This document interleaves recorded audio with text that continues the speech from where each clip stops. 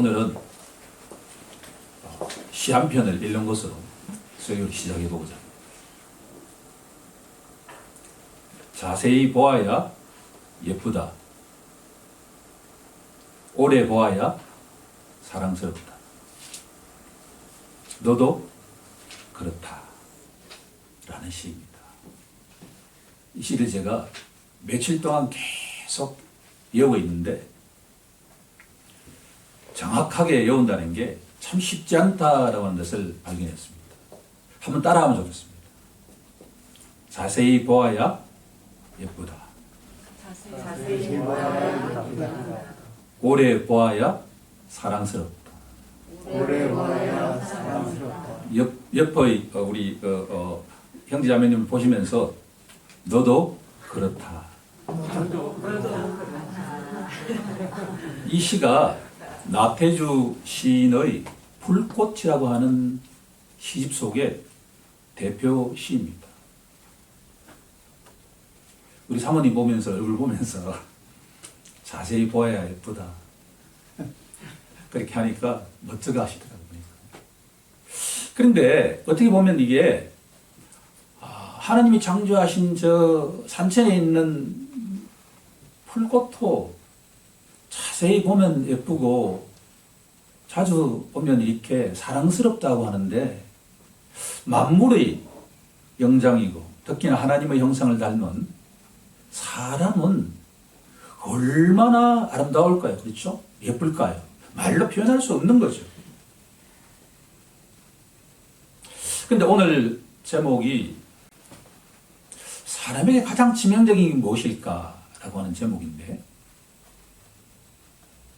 2주 전에 우리 초대했을 때 사람에게 가장 중요한 것이 무엇일까를 뒤집어 본 말입니다. 로마서 1장으로 가지 않을 수가 없습니다. 로마서 1장에 가보면 이런 구절이 나옵니다.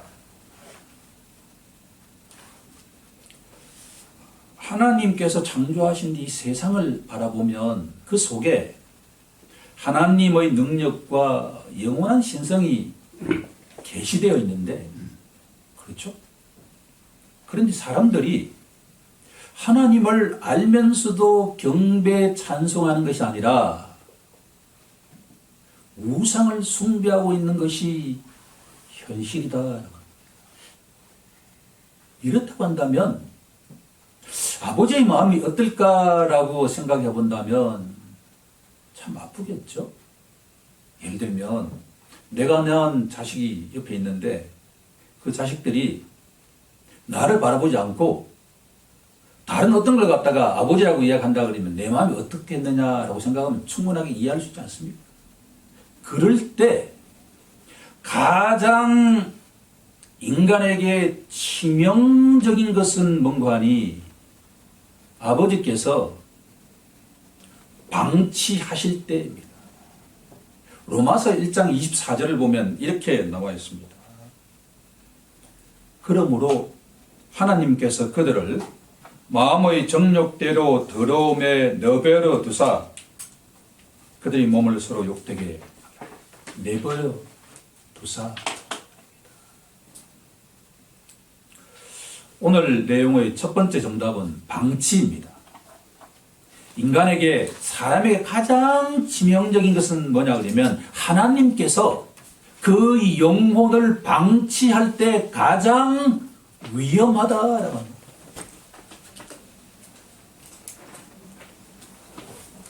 로마서 1장 26절에 이렇게 또 되어 있습니다. 이 때문에 하나님께서 그들을 부끄러운 욕심에 내버려 두셨으니, 방치하셨으니. 28절에 다시 한번 반복됩니다.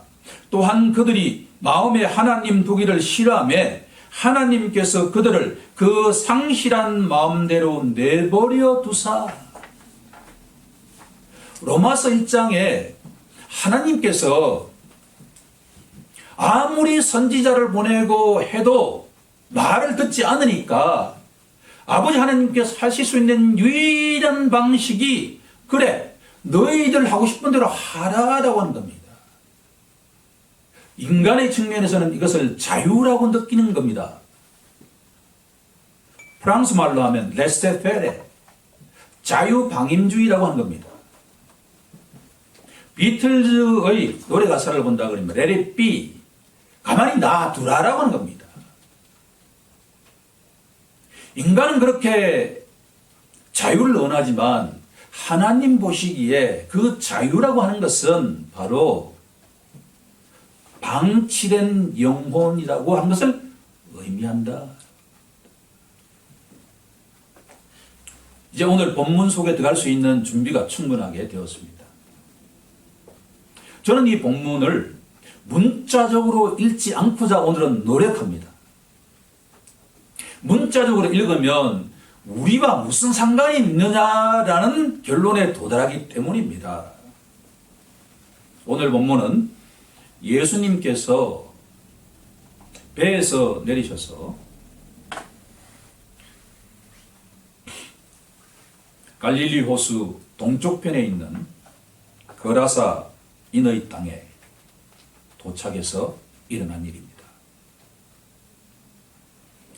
그러면 오늘 이 일이 왜 일어났을까라고 질문한다면 예수님께서 그 제자들에게 만약에 하나님께서 한 영혼을 내버려 두실 때 어떠한 일이 일어날 수 있는가를 학습 도감으로 분명하게 보여주는 사건이 바로 이 사건이다라고 하는 겁니다.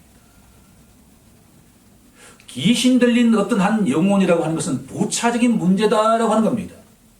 포인트는 뭔가 하니 아버지 하나님께서 어떤 영혼을 방치시킬 때 그 영혼이 어떤 상황에 처해지는가를 제자들에게 눈으로 보여주고 있고 여기 모인 우리 모든 오늘날 살아가는 성도들에게도 생생하게 보여주고 있다라고 하는 겁니다.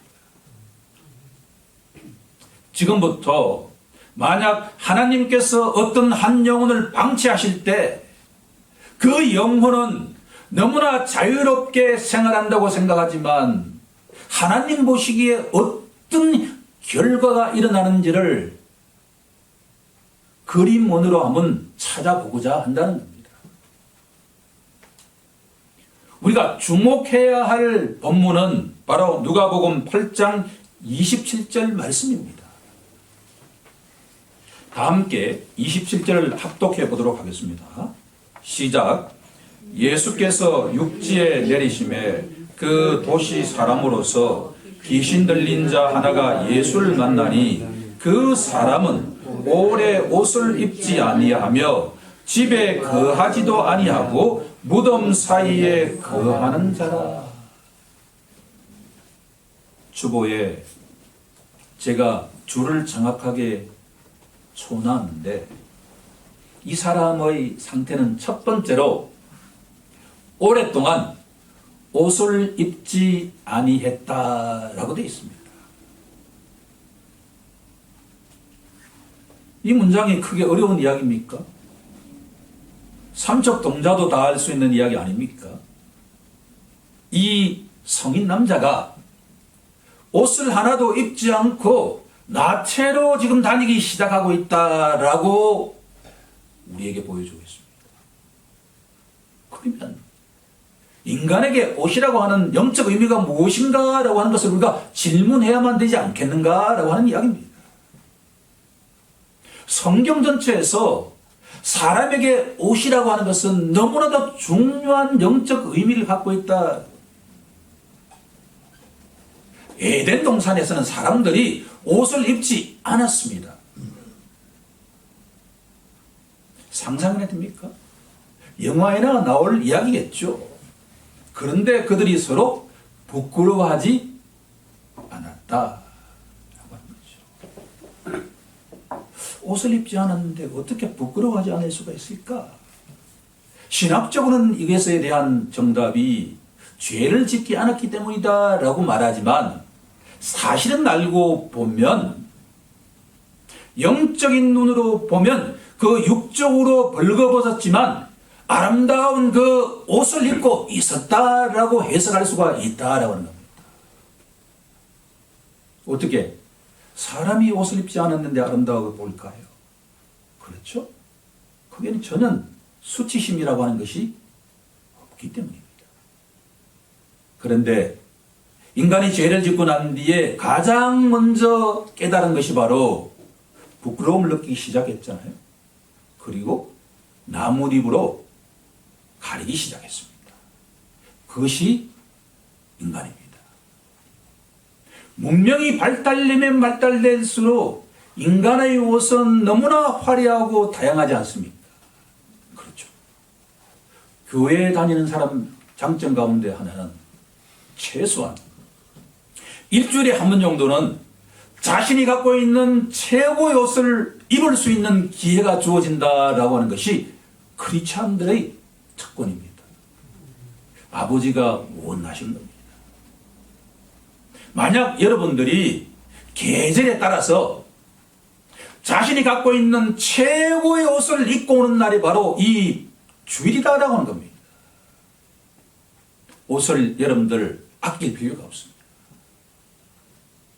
크리스마스 때 우리 모두 자신이 갖고 있는 최고의 옷을 입고 오길 간절히 소망합니다. 서로 누가 베스트 드레스인지 우리가 한번 평가해보자라고 하는 겁니다. 그렇죠? 그것이 아버지가 원하는 모습이니까요. 그런데 지금 오늘 이 거라사 땅에 가서 예수님과 제자들이 지금 목격한 한 영혼이 성인 남자인데도 수치심을 모르고 지금 옷을 입지 않고 지금 생활하고 있다. 도대체 이것이 제자들에게 던지는 메시지가 무엇이냐라고 하는 겁니다.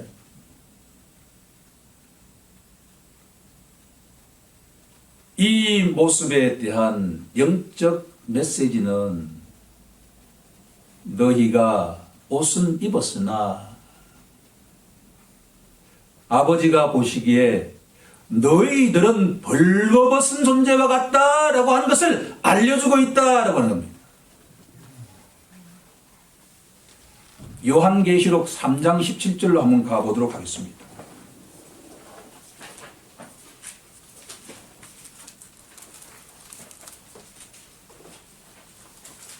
이 본문은 우리가 너무나 잘 알고 있는 본문이기도 합니다. 요한계시록 3장 17절은 내가 말하기를 나는 부자라 부유하여 부족한 것이 없다 하나 내 공고한 것과 가련한 것과 가난한 것과 눈먼 것과 벌거벗은 것을 알지 못하는도다. 라오디게아 교회 성도들은 7개 교회 가운데서 가장 부유한 시민들이었기에 최고의 옷을 입고 날마다 생활했던 자였다라고 하는 겁니다. 하지만 하나님 보시기에 만약 하나님께서 방치하는 영혼이라고 한다면 그 아무리 좋은 옷을 입고 있다 하더라도 아버지 보시기에 벌거벗은 자와 같다라고 우리에게 깨닫게 해주신다라고 하는 겁니다. 본문으로 다시 돌아가 보도록 하겠습니다. 주님이 사랑하시는 성도 여러분, 만약에 우리가 예수 그리스도 안에 있지 않는 상태라고 한다면 우리는 아무리 좋은 옷을 입었다 하더라도 하나님 보시기에 우리들은 바로 이 거라사 강인처럼 수치심을 모르고 이 세상을 살아가는 벌거벗은 자와 같다라고 하는 것을 우리에게 깨닫게 하시기 위한 그림 도감이다라고 하는 겁니다. 보십시오. 이 세상에 수십조 원의 돈을 갖고 있는 그 부자라 하더라도 예수님 안에 있지 않는 그 영혼이라고 한다면 하나님 보시기에 방치된 영혼이다라고 하는 것을 깨닫는 시간이 되길 간절히 소망합니다. 아멘. 이 세상에 아무리 화려한 다이아몬드로 치장한다 하더라도 예수 그리스도 안에 있지 않는 그 영혼은 바로 방치된 영혼이다라고 하는 것을 깨달아야 할 줄로 믿습니다.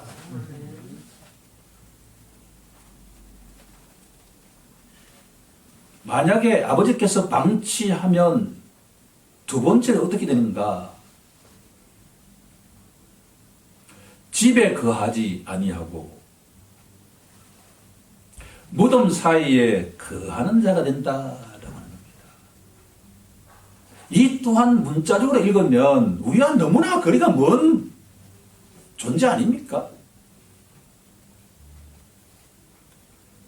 그런데 오늘 읽은 본문 가운데 반복적으로 등장하는 한 단어가 있는데 그것이 바로 집이다라고 하는 단어입니다.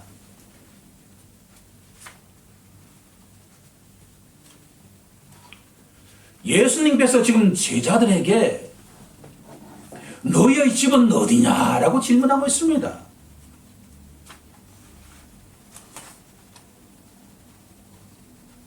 감사하게도 우리들은 너무나 아름다운 집이 있지 않습니까?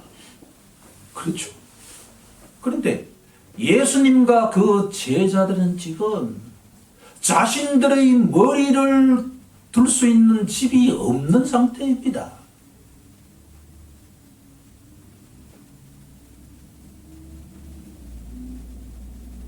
그런데 이 거라사 강인의 집은 무덤이다 라고 되어 있습니다.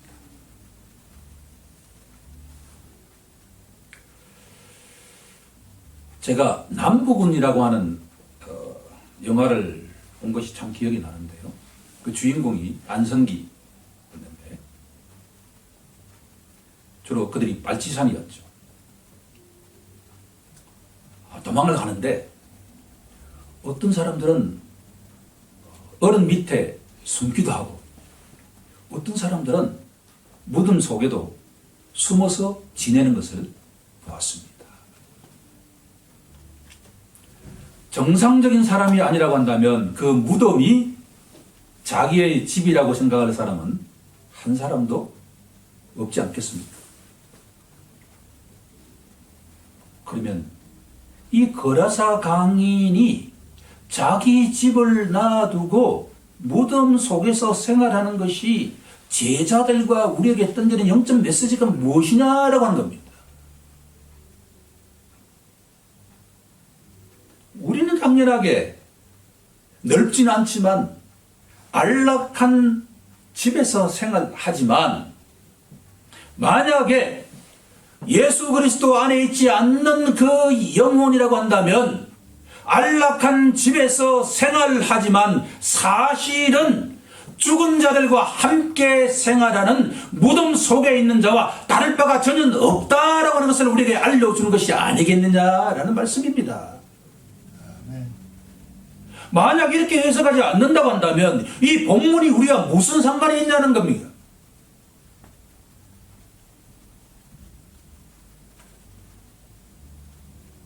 제자 가운데 제 부친이 죽었는데 지금 가서 장례식을 하고 주님 따르겠습니다 라고 질문할 때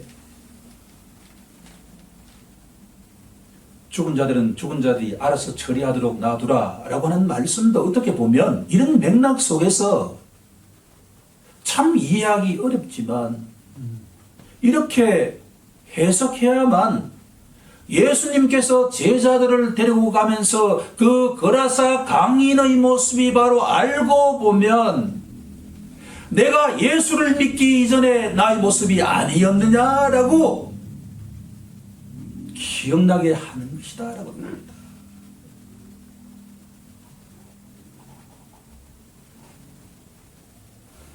무시무시하지 않습니까? 만약 하나님께서 어떤 한 영혼을 그래 너 좋을 대로 놔두는 순간에 바로 그 영혼이 이 세상에서 아무리 학식이 높고 부자라 하더라도 거라사 강인처럼 옷도 하나도 입지 않고 무덤 속에서 생활하는 자와 다를 바가 없다라고 하는 것을 깨달으라라고 하는 것이 주님의 메시지인 줄로 믿습니다.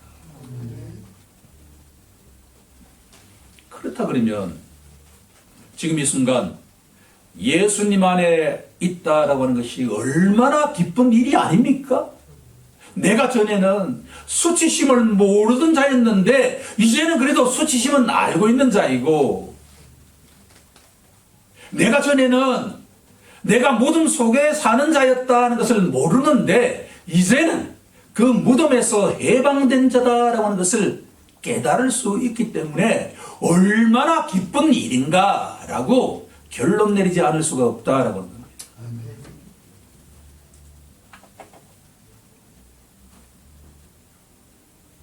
우리 모두 하나님께서 방치하신 그 영혼을 위해서 기도해야 될 줄로 믿습니다. 두 번째로, 한 영혼에게 가장 치명적인 것은 무엇일까? 라고 하는 질문에 거절하는 영혼입니다.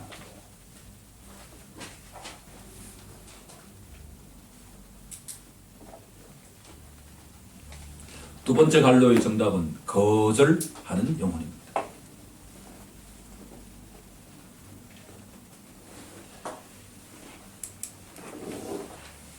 이 누가복음 8장에 나와 있는 이 본문을 바라보면 두 그룹이 나옵니다. 한 그룹은 예수라고 하는 이 존재를 기쁜 마음으로 영접하는 한 그룹이 있다 한다면, 정반대 한 그룹은 예수라고 하는 이 존재를 이렇게 밀어내는 것과 같은 그룹이 있다라고 하는 겁니다.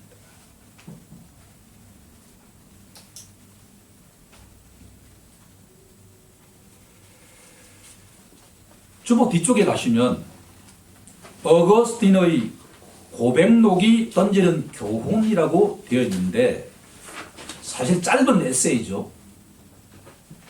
거기에 라틴어가 3가지 등장하는데 중요한 내용이기 때문에 오늘 같이 공유하기를 원합니다. 라틴어는 그냥 읽으면 됩니다. 첫 번째 나온 라틴어가 아드테라고 하는 라틴어가 나오는데, 원래 하나님께서 인간을 창조하실 때 인간들이 하나님을 바라보면서 생활하도록 창조하셨다라고 합니다. 태는 유예요. 유가 하나님인데, 아드테라고 하는 것은 하나님을 향해서라고 하는 의미입니다. 즉 에덴 동산에 있던 아담과 하와는 날마다 하나님을 향해서 생활을 했다라고 하는 겁니다.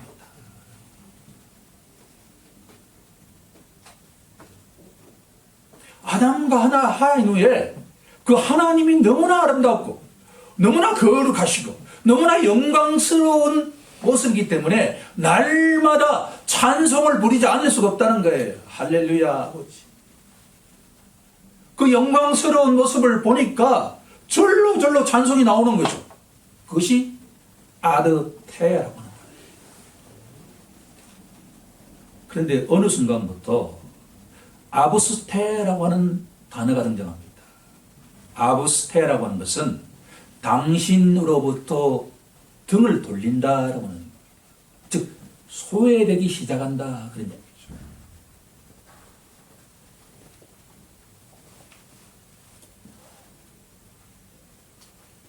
가인의 후손들이 동쪽으로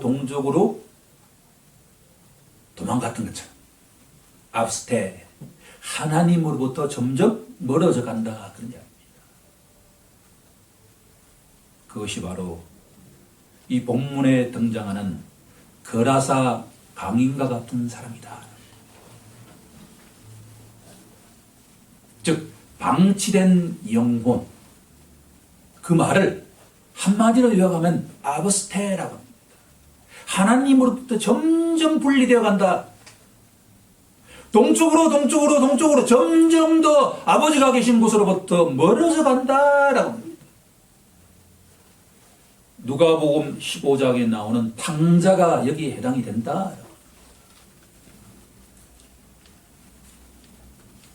자, 첫 번째 단어가 아드테, 두 번째 단어가 아부스테, 세 번째 단어가 등장하는데 인테라고. 당신 안에서, 하나님 안에서. 기독교 신자들은 바로 인태의 상태에 있는 자다. 이 어거스틴의 고백도고 이 세 라틴어가 성경 전체의 메시지를 요약하고 있다. 원래 한 인간의 영혼은 아드테 하나님을 바라보면서 생활하는 자였는데 어느 순간부터 압스테의 존재가 되었다. 그런데 회개하고 예수님을 믿는 순간에 모든 사람들은 인태의 상태가 되기 시작한다. 어거스틴은 하나님, 이제 제가 인태가 되었기 때문에 평강을 누리기 시작했다라고 고백한 것이 바로 고백능의 골자입니다. 자, 이 내용을 오늘 본문에 한번 적용해 보고자 합니다.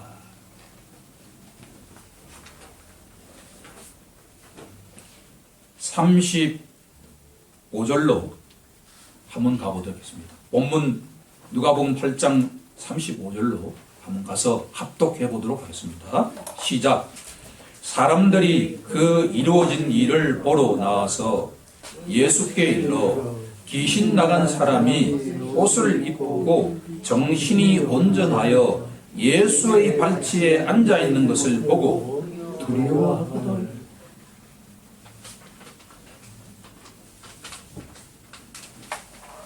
예수님을 영접하는 자는 어떤 변화가 일어나는 걸 이 구절 속에서 알 수가 있다라고 합니다. 전에는 옷을 입지 않자도 수치심을 모르던 자들가 이제는 어떻게 합니까? 좋은 옷을 입고 있다. 이때의 옷이라고 하는 것은 우리가 지금 입은 이 옷이 아니라 예수 그리스도의 옷인 줄로 믿습니다. 의로운 옷인 줄로 믿습니다. 예수를 만나서 예수를 믿는 자는 하나님이 입혀주시는 그 의로운 옷을 입고 예수님 앞에 앉아있는 자인 줄로 믿습니다.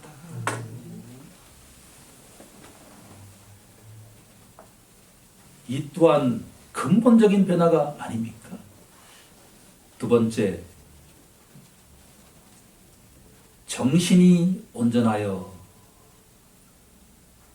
전에는 거라사 강인은 온전한 정신을 가진 자가 아니었죠. 그 이유는 자기 집이 어딘지를 모르는 자였기 때문입니다. 어떻게 죽은 자가 존재하는 무덤이 자기 집이 될 수가 있겠습니까? 우리의 집은 산자들이 거하는 집인 줄로 믿습니다. 그것은 바로 인태, 하나님 안에서 예수 그리스도 안에서만 우리의 참된 집인 줄로 믿습니다. 그것에 참된 나심과 평화가 있기 때문입니다. 그것을 아는 자가 바로 정신이 온전한 자입니다.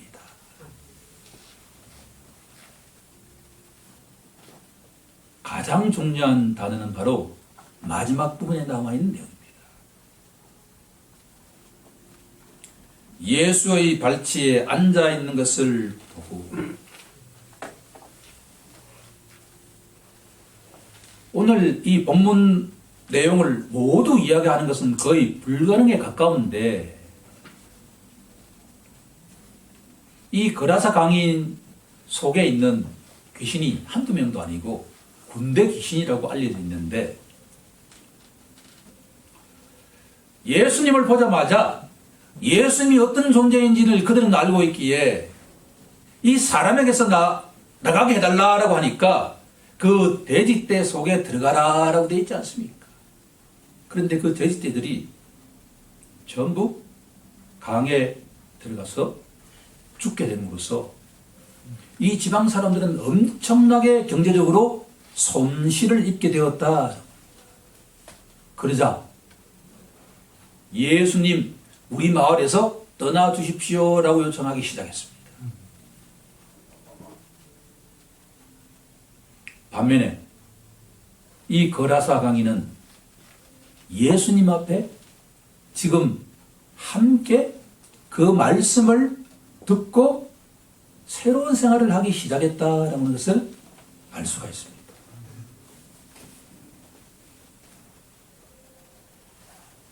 바로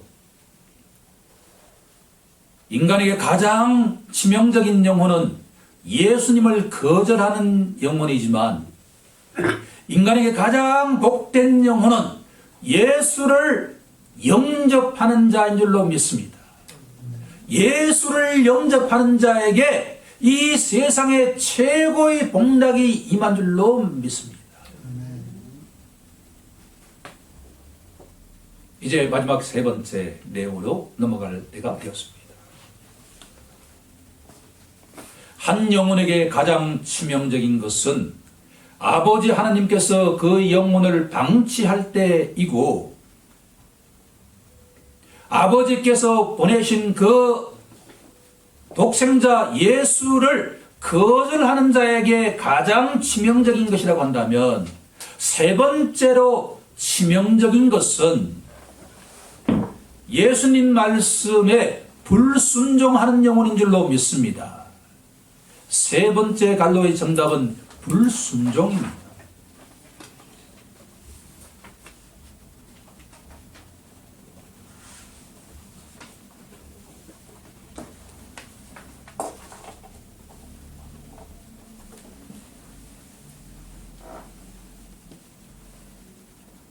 예수님의 제자가 된 이 거라사 강인이 예수님께 저도 주님과 함께 가시는 그 길을 따르겠나이다 라고 고백했습니다.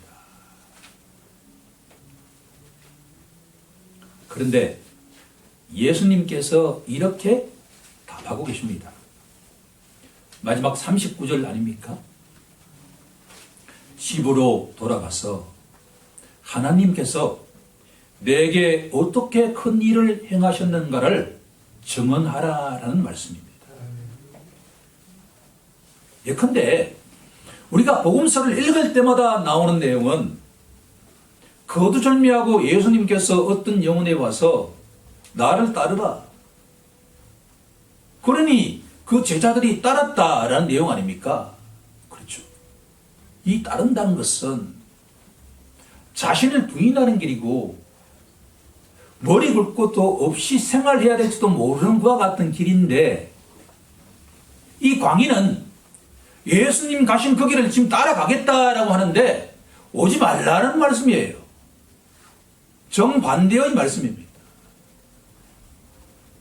혹시 우리 성도분 가운데 혹시 하나님께서 주님께서 나에게 모든 것을 그만두고 저 아프리카로 선교 가게 하면 어떻게 될까라고 고민하신 적이 없습니까? 저는 초창기에 많이 있었습니다. 그런데 오늘 이 본문을 보니까 걱정하실 필요가 있나 없나요? 없다는 거예요. 따라가려고 하는데도 오지 말라는 거예요. 너에게 더 중요한 일이 있다. 너희 집에 돌아가서 하나님께서 너에게 얼마나 큰 일을 역사하셨는가를 증언하라는 거예요. 전에는 내가 살아야 할 곳이 무덤이었다고 생각했던 자가 이제는 그렇지 않다라고 역사하셨고 예수님 앞에 그 말씀을 듣는 자가 되었다라고 하는 것이 얼마나 큰 비즈니스인 것을 증언하라는 거예요. 이 말씀을 우리가 오늘날로 옮겨본다고 한다면 우리가 저 아프리카로 선교 가기보다도 더 중요한 일은 자신의 집에 가서 하나님께서 나를 변화시킨 그 큰 일을 있는 그대로 전하는 것이 바로 선교다라고 말씀하고 있는 것이 아니겠습니까? 우리 모두 그렇게 되길 간절히 소망합니다. 오늘 이 말씀의 결론은 하나님께서 한 영혼을 방치하실 때 얼마나 위험한지를 깨닫게 하는 것이고,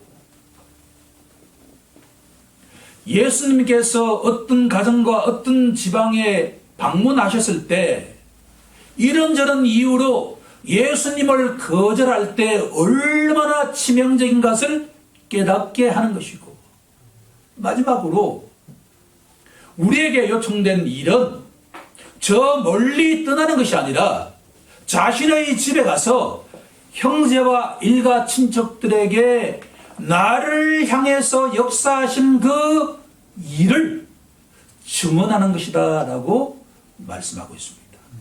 우리 모두 이 말씀에 순종하는 자가 되길 우리 주 예수 그리스도의 이름으로 간절히 축원하옵나이다. 아멘.